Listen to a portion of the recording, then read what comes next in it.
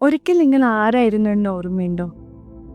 മാതൃത്വം മനോഹരവും സന്തോഷകരവുമായിട്ടുള്ളൊരു യാത്രയാണ്. നിങ്ങൾക്ക് അമ്മയാവാൻ ഇഷ്ടമാണ്, എന്നാൽ അമ്മയായതിനു ശേഷം പാഷൻ ഫോളോ ചെയ്യാൻ പറ്റാറില്ല എന്ന് തോന്നാറുണ്ടോ? പല അമ്മമാരും മാതൃത്വത്തിന് നടുവിൽ തങ്ങളെ നഷ്ടപ്പെടുന്നതായിട്ട് എക്സ്പീരിയൻസ് ചെയ്യാറുണ്ട്.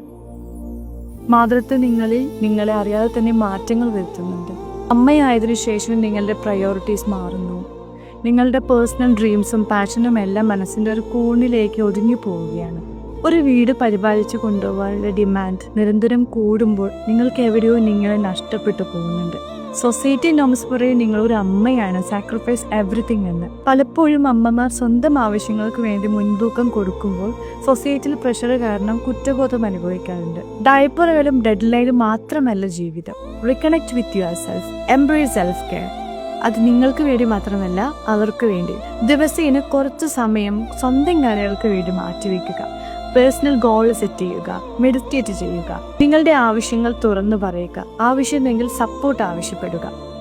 മാതൃത്വം നിങ്ങളുടെ ഐഡന്റിറ്റിയെ ഒരിക്കലും മാറ്റിക്കളയുന്നതല്ല, മറിച്ച് നിങ്ങളുടെ വ്യക്തിത്വത്തെ രൂപപ്പെടുത്തുകയും സമ്പന്നമാക്കുകയുമാണ് ചെയ്യുന്നത്.